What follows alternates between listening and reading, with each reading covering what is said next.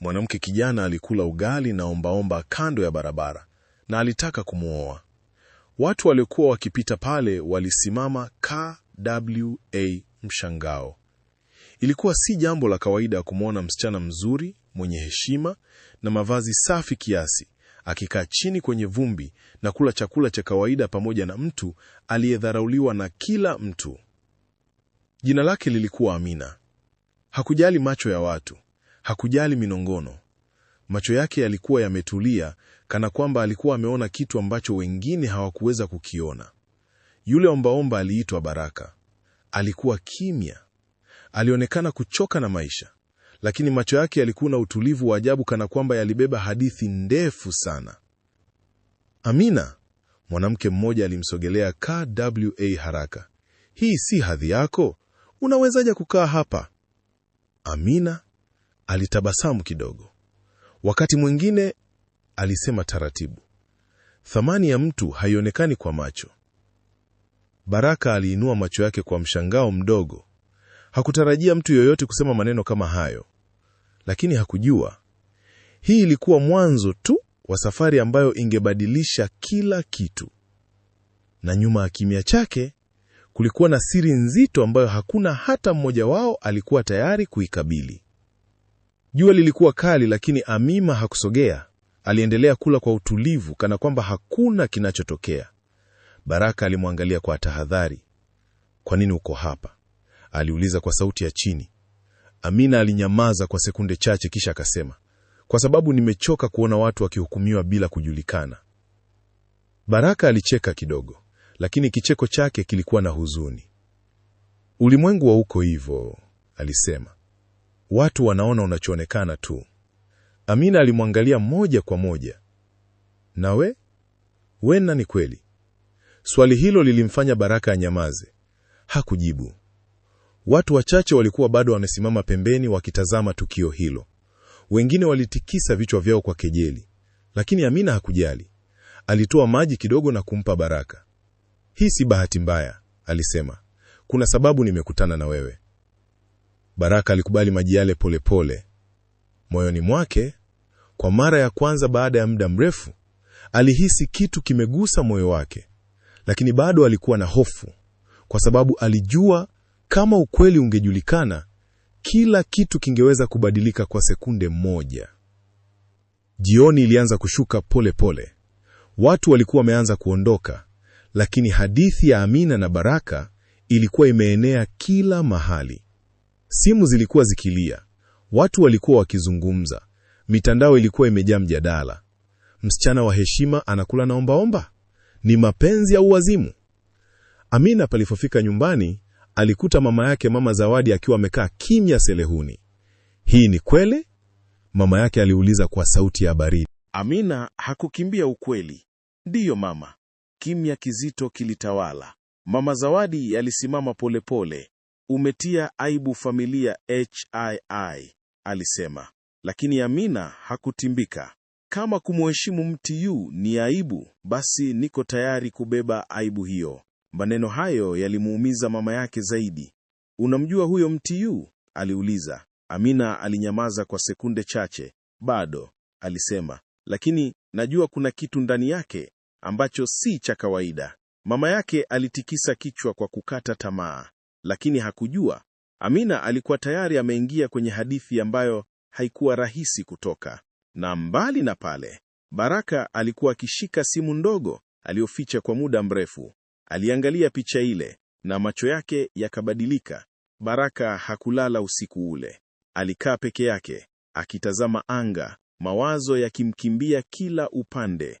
Kwa miaka mingi, alikuwa amejifunza kuishi bila kujali MTU yoyote. Lakini Amina alikuwa tofauti. Kwa nini? Alijiuliza kimoyomoyo. Kwa nini MTU kama yeye angeweza kuona kitu ndani yake? Asubuhi ilipofika, Amina alirudi. Hakukuja na watu. Hakukuja kwa aibu. Alikuja moja kwa moja kwake. Baraka, alisema kwa sauti tulivu. Nataka kukuuliza kitu.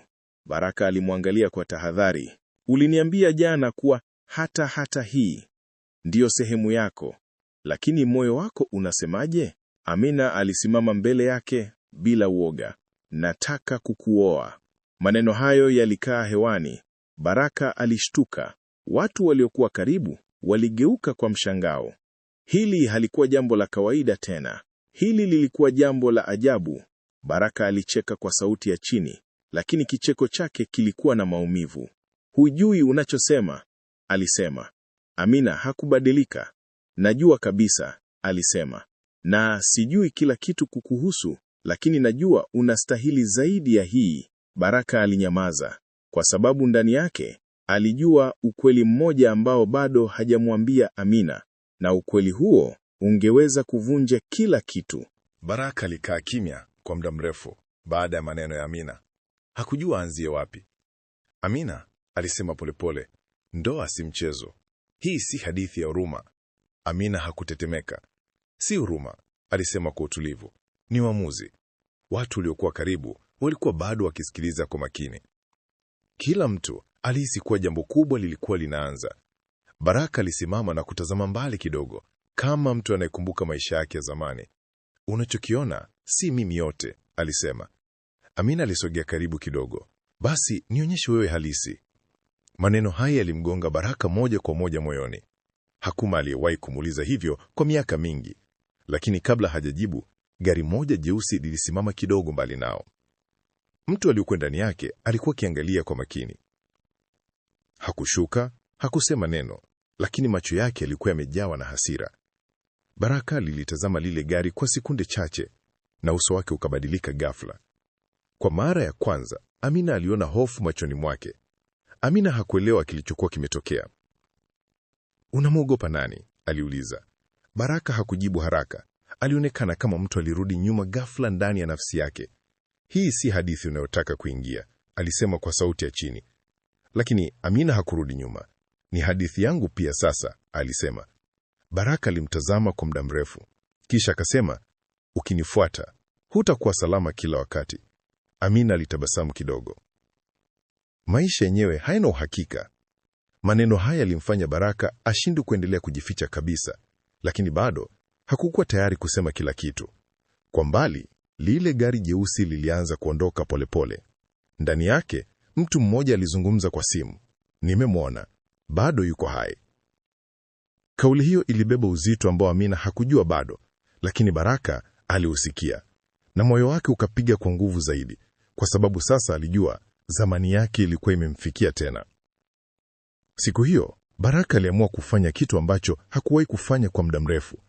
Alitembea pamoja na Amina, mbali kidogo na ile barabara ya kawaida. Walifika mahali palipotulia, chini ya mti mkubwa. Amina alianza, kuna mambo ambayo siwezi kukuambia yote kwa sasa. Amina alimsikiliza kwa makini. Lakini nataka ujue, mimi sio mbaomba wa kawaida. Amina hakushangaa. Tayari nilijua. Baraka alishtuka kidogo. Ulijuaje? Amina alitabasamu. Macho yako hayaongei kama mtu aliyekata tamaa kabisa. Kimya kilitawala kwa muda mfupi, lakini Amina aliendelea.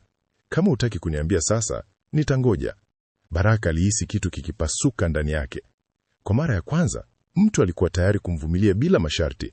Lakini ghafla, simu ya Amina ilianza kuita. Alipoangalia, uso wake ukabadilika. Ilikuwa ni baba yake, Mzee Omari. Na sauti yake ilivyokuwa kali upande wa pili wa simu, ilimaanisha jambo moja tu, dhuruba ilikuwa inaanza nyumbani. Amina alipofika nyumbani, hali ilikuwa nzito kuliko kawaida. Baba yake alikuwa amesimama, mikono imekunjwa, uso wake umejaa hasira. Amina aliita kwa sauti kali. Amina alisimama mbele yake bila woga. Ndiyo baba. Mzee Omari alimsogelea polepole. Hii picha inaenea kila mahali, alisema. Unajua inamaanisha nini kwa biashara yetu? Amina hakujibu haraka. Baba, si kila kitu ni biashara. Maneno hayo yalichoma kama moto. Unadhani nimejenga familia hii kwa mchezo? Aliuliza kwa ukali. Amina alinyamaza. Mama Zawadi alikuwa pembeni, macho yake yamejaa huzuni. Yule mtu ni nani? Mzee Omari aliuliza. Amina alijibu kwa utulivu. Ni mtu ambaye watu hawajampa nafasi ya kueleweka. Baba yake alicheka kwa hasira. Kuanzia leo, alisema hutokutana naye tena. Kimya kizito kilitanda. Lakini Amina hakusema ndiyo, na hilo lilikuwa tatizo kubwa zaidi. Kwa sababu Mzee Omari alikuwa mtu ambaye hakuzoea kukataliwa. Usiku huo, Amina hakulala. Alikaa dirishani akifikiria kila kitu kilichokuwa kinaendelea. Upande mmoja kulikuwa na familia yake, heshima na maisha aliyoyazoea. Upande mwingine kulikuwa na Baraka, mtu ambaye hakuwa na kitu, lakini alikuwa na kitu ambacho hakikuweza kuelezeka. Asubuhi ilipofika, Amina alifanya uamuzi. Aliondoka nyumbani mapema bila kusema mtu yoyote. Alipofika mahali alipomwacha Baraka jana, hakumkuta. Alitazama kila upande, hakukuwa na mtu. Moyo wake ulianza kwenda mbio. Baraka aliita kwa sauti ya chini. Hakuna aliyemjibu. Lakini alipogeuka kidogo, aliona kitu chini. Ilikuwa ni karatasi ndogo. Aliichukua kwa mikono inayotetemeka. Ndani yake kulikuwa na maneno machache tu: usinifuate kwa sasa. Amina alihisi moyo wake kushuka, lakini ndani ya maneno hayo kulikuwa na kitu kingine, siri. Na safari yake sasa ilikuwa imeanza rasmi. Amina alishikilia ile karatasi kwa nguvu, macho yake yakisoma tena na tena maneno yale mafupi, usinifuate kwa sasa. Lakini moyo wake ulikataa kukubali. Kwa nini anitoroke sasa? Alijiuliza. Watu waliokuwa karibu walimwangalia kwa mshangao, lakini hakujali tena.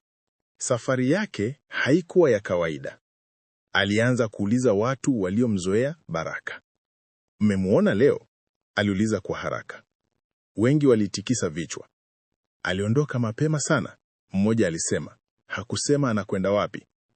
Amina alihisi kitu kizito moyoni, lakini hakukata tamaa. Alianza kutembea barabara kwa barabara, akitazama kila kona aliyowahi kumwona Baraka. Kadri alivyotembea, alihisi wazi kuwa kulikuwa na kitu kikubwa kinachofichwa. Na ghafla, alimwona yule mtu aliyekuwa kwenye gari jeusi jana. Alikuwa amesimama pembeni, akimtazama moja kwa moja. Safari yake haikuwa tena ya mapenzi tu, ilikuwa imeingia kwenye hatari. Amina alisimama ghafla alipokutana macho na yule mtu. Moyo wake ulianza kupiga haraka. Wewe ni nani? Aliuliza kwa sauti iliyojaribu kuwa thabiti. Mwanaume yule alitabasamu kidogo, lakini tabasamu lake halikuwa na joto. Unamtafuta Baraka, alisema kwa utulivu. Amina alishtuka. Unamjua? Aliuliza. Mwanaume yule alicheka kidogo. Zaidi ya unavyofikiria. Kimya kilitanda kwa sekunde chache. Kama unajali maisha yako, aliendelea, acha kumtafuta. Amina hakurudi nyuma. Na kama sitaki kuacha? Aliuliza. Uso wa mwanaume ule ukawa mgumu. Basi utaumia. Maneno hayo yalikuwa wazi, lakini Amina hakusogea nyuma. Badala yake, alisogea mbele kidogo. Niambie ukweli, alisema. Baraka ni nani? Mwanaume yule alimtazama kwa makini, kama anapima ujasiri wake. Kisha akasema taratibu. Ni mtu ambaye watu wengi wanatamani asirudi. Na kabla Amina hajapata kuuliza zaidi, yule mtu aligeuka na kuondoka. Akamwacha na maswali zaidi kuliko majibu. Siku ilipofika jioni, Amina alikuwa amechoka, lakini hakutaka kukata tamaa. Aliamua kurudi pale chini ya ule mti mkubwa, mahali walipokaa pamoja mara ya mwisho. Alikaa pale kimya, macho yake yakitazama mbali. Dakika zilipita, saa zikapita. Kisha alisikia sauti ya hatua za mtu. Aligeuka haraka. Ilikuwa ni Baraka, lakini hakuwa kama kawaida. Mavazi yake yalikuwa bado ya kawaida, lakini uso wake ulikuwa umejaa mawazo mazito. Amina, alisema kwa sauti ya chini. Amina alisimama haraka. Kwa nini uliniacha? Aliuliza, macho yake yakiwa na maumivu. Baraka alishusha pumzi ndefu. Nilitaka kukuweka salama. Amina alitikisa kichwa. Huwezi kuniamulia hivyo. Kimya kilitanda kati yao. Kisha Amina akauliza tena, Baraka, wewe ni nani kweli? Baraka alimwangalia moja kwa moja, na kwa mara ya kwanza alionekana tayari kusema ukweli. Baraka alikaa chini polepole, kana kwamba uzito wa maneno aliyotaka kusema ulikuwa mkubwa sana. Amina, alianza. Miaka michache iliyopita, sikuwa hivi. Amina alimsikiliza bila kumkatisha. Nilikuwa na kila kitu: heshima, kazi, watu waliokuwa karibu nami. Amina alishangaa, lakini hakusema neno. Nilipoteza kila kitu kwa siku moja, aliendelea. Kwa nini? Amina aliuliza kwa sauti ya chini. Baraka alinyamaza kwa muda mfupi. Kwa sababu ya watu niliowaamini vibaya. Maneno hayo yalikuwa mafupi, lakini yalibeba maumivu makubwa. Walinipora kila kitu, wakanichukua jina langu, wakaharibu maisha yangu. Amina alihisi macho yake yakijaa huruma. Na sasa? Aliuliza. Baraka alitazama chini. Sasa wanafikiri nimepotea kabisa. Kimya kilitanda tena, lakini Amina hakuhisi hofu. Badala yake, alihisi karibu zaidi naye. Lakini hakujua HII ilikuwa sehemu ndogo tu ya ukweli. Amina alisogea karibu na Baraka. Hata kama walikuchukua kila kitu, alisema KW utulivu, hawakuchukua wewe. Baraka alimwangalia KW mshangao. Maneno hayo yalimgusa zaidi kuliko alivyotarajia, lakini bado alijua hakuwa amemwambia kila kitu. Kuna jambo lingine, alisema KW sauti ya chini. Amina alimsikiliza KW makini. Watu wanaonikafuta si watu wa kawaida. Amina alihisi baridi kidogo ikimpita. Wanataka kuhakikisha sipo tena kabisa. Kimya kilitanda, lakini badala ya kuogopa, Amina alishika mkono wake. Basi, hatutakimbia, alisema. Baraka alistuka. Tutapambana, Amina akaongeza. KW mbali, yule mwanaume wa gari jeusi alikuwa akiwatazama. Tena. Alitoa simu yake. Wako pamoja tena, alisema. Sauti upande wa pili ilijibu KW kali.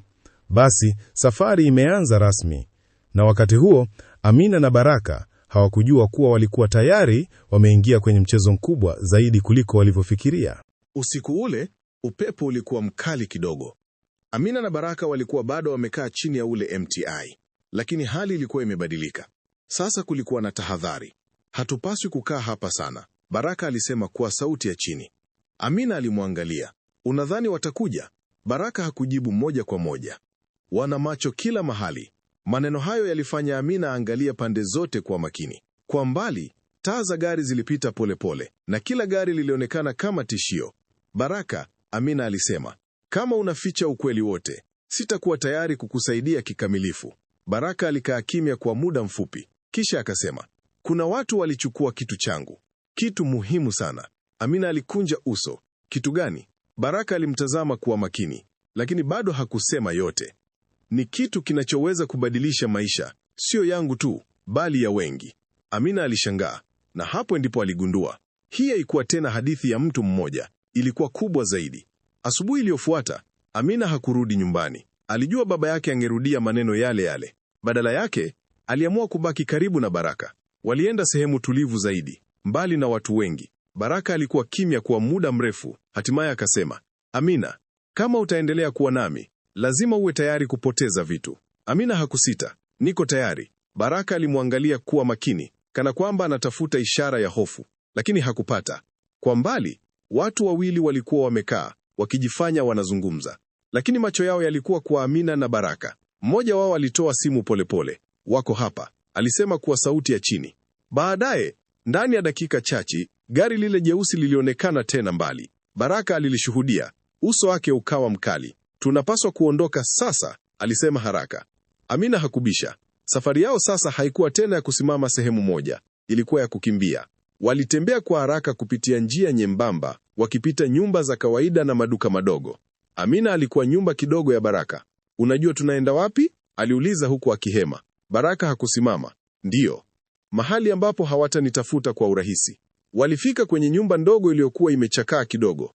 Baraka aligonga mlango kwa namna ya kipekee. Baada ya sekunde chache, mlango ulifunguliwa na mwanamke mmoja mwenye umri wa makamu.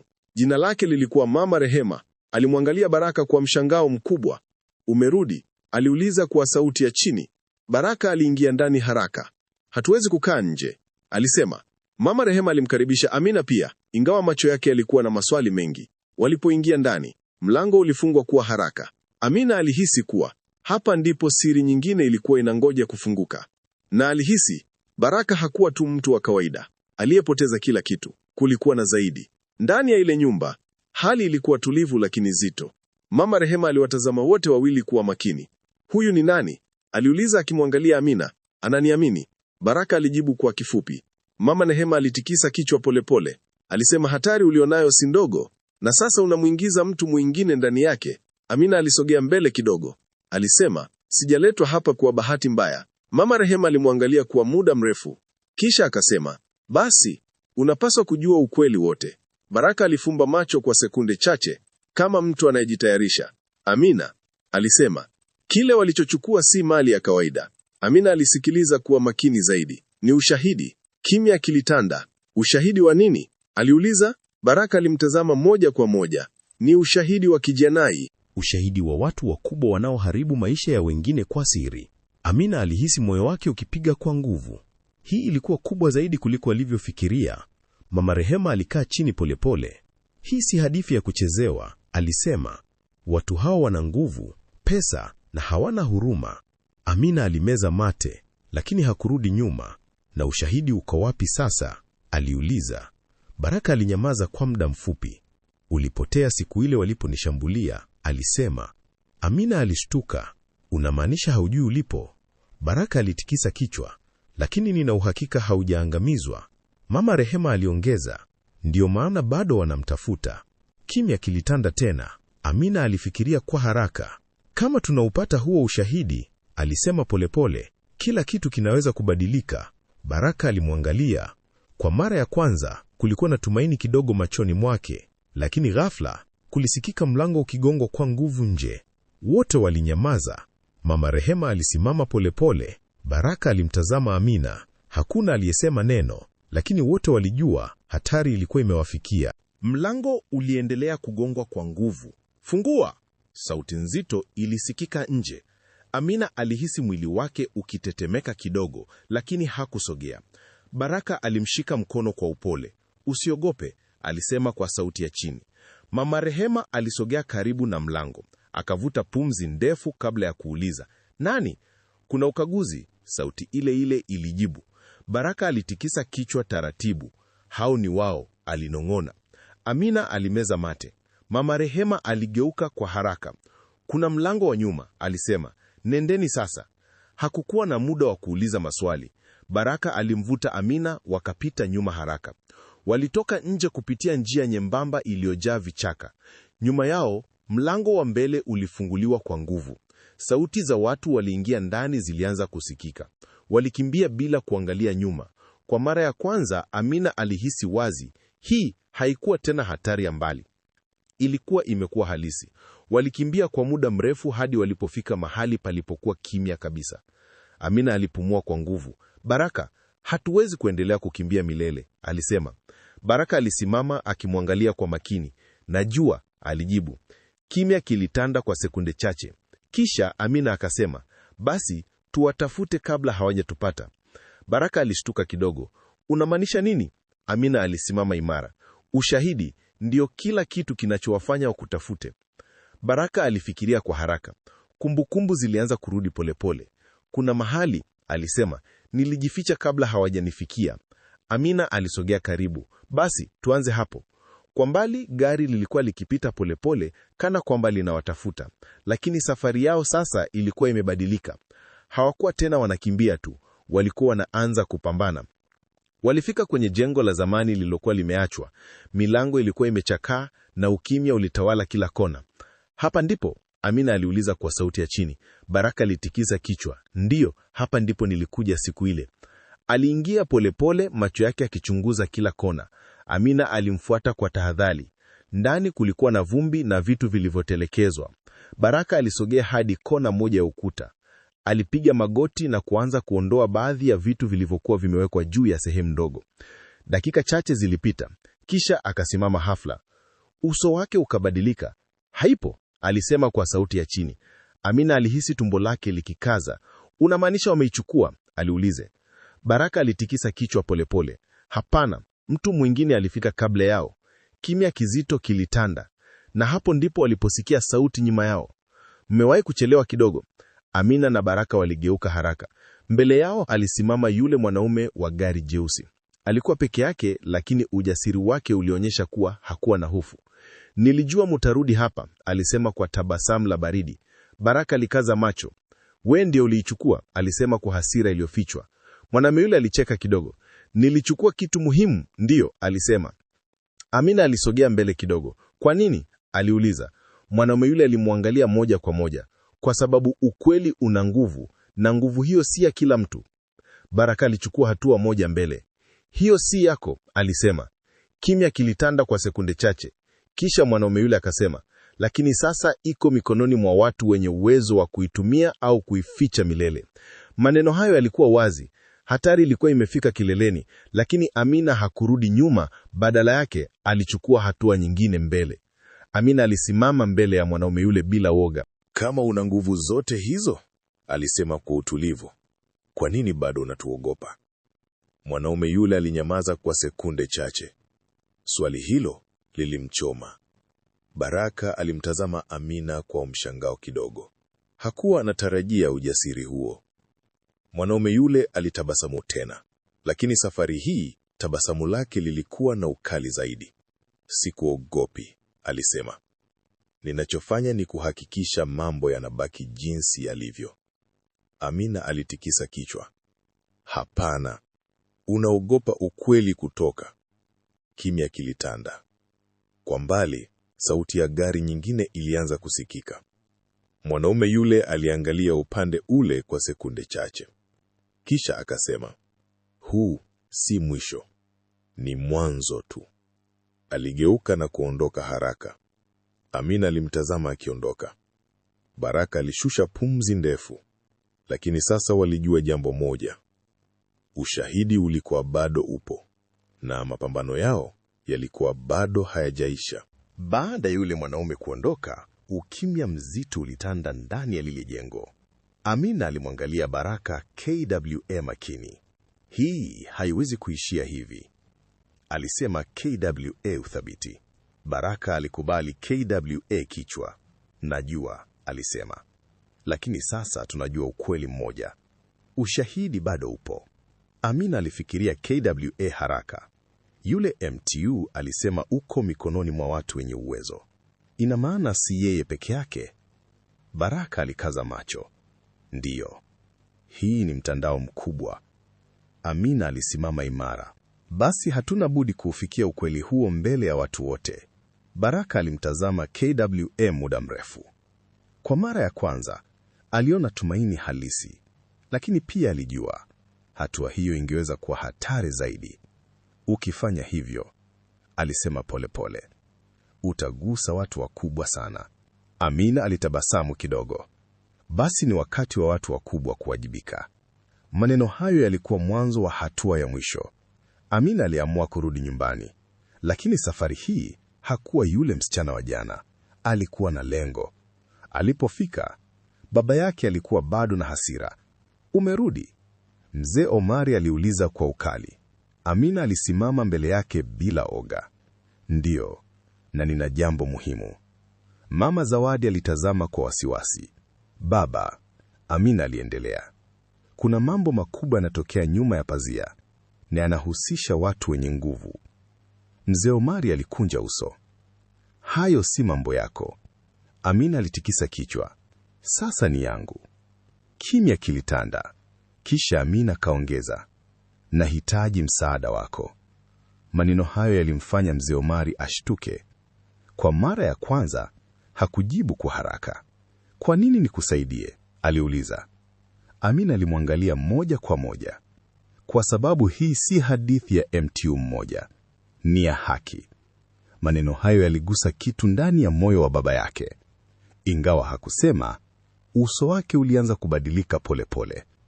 Usiku huo, mzee Omari alikaa peke yake kwa muda mrefu. Alifikiria maneno ya Amina, na pia alikumbuka mambo aliyowahi kusikia kuhusu biashara chafu za watu fulani wenye nguvu. Asubuhi ilipofika, alimuita Amina. Nitakusaidia, alisema kwa sauti ya chini. Amina alitabasamu kwa mara ya kwanza tangu safari ianze. Kupitia mitandao yake, Mzee Omari aliweza kupata habari muhimu. Na hatimaye walipata mahali ambapo ule ushahidi ulikuwa umehifadhiwa. Ilikuwa ofisi ya siri inayolindwa kwa nguvu. Baraka alipoambiwa, alinyamaza kwa muda mfupi. Kama tukifika pale, alisema, kila kitu kitabadilika. Amina alikubali. Hata kama ni hatari, lazima tufike. Safari ya mwisho sasa ilikuwa imepangwa, na hakuna aliyekuwa tayari kurudi nyuma. Usiku wa operation ulifika. Amina, Baraka na watu wachache waliokuwa waaminifu walifika karibu na ile ofisi. Hali ilikuwa ya kimya, lakini ya tahadhari.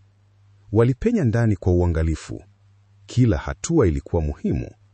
Hatimaye, walifika kwenye chumba kilichofungwa. Baraka alisimama mbele ya mlango huo. Moyo wangu unaniambia, hii ndiyo, alisema. Walifanikiwa kufungua mlango. Ndani kulikuwa na kifaa kilichohifadhi taarifa nyingi. Baraka alikisogelea pole pole. Alipokifungua, uso wake ukabadilika. Huu ndio ushahidi, alisema kwa sauti ya chini. Amina alihisi pumzi yake ikisimama. Lakini kabla hawajatoka, taa ziliwaka ghafla na sauti ilisikika. Mlikuwa karibu sana. Ilikuwa ni ile sauti walioizoea. Yule mwanaume alikuwa amerudi. Mwanaume yule alisimama mbele yao. Lakini safari hii hakuwa peke yake. Kulikuwa na watu wengine nyuma yake. Hali ilikuwa ngumu. Lakini Amina hakurudi nyuma. Badala yake, alisimama mbele akishika ule ushahidi.